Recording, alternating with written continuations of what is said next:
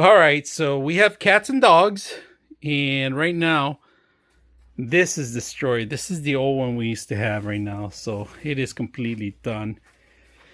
Now, we did get a new set. We're going to set it up. There's a couple ways you do it.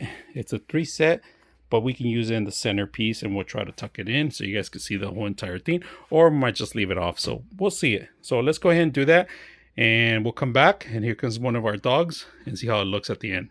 And the way you figure it out is that you have side pockets in here, right?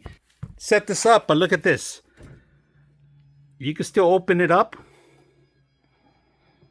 and it stretches out. So everything, you got to tie it down in order for make sure you have that so they won't fall off.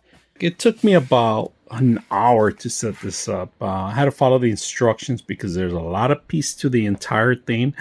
But look how beautiful it looks. Now, one of the things I like about it is that this thing right here. You just put it underneath of it and it holds on. And it has a hole for it. So I really like the center console. That was one of my favorite things. Now, the instructions were a little bit off.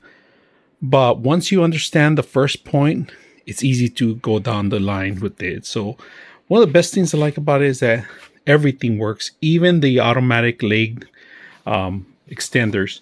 Now the entire thing, like I said, it took me an hour. I had to tie it down. They have different colors and different sizes, but they look beautiful.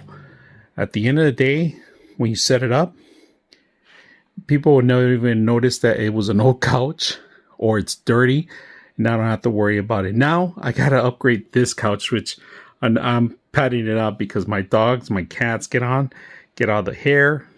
So if you have guests coming in, they're not even going to notice that it's a cover. So I hope you guys enjoy this video.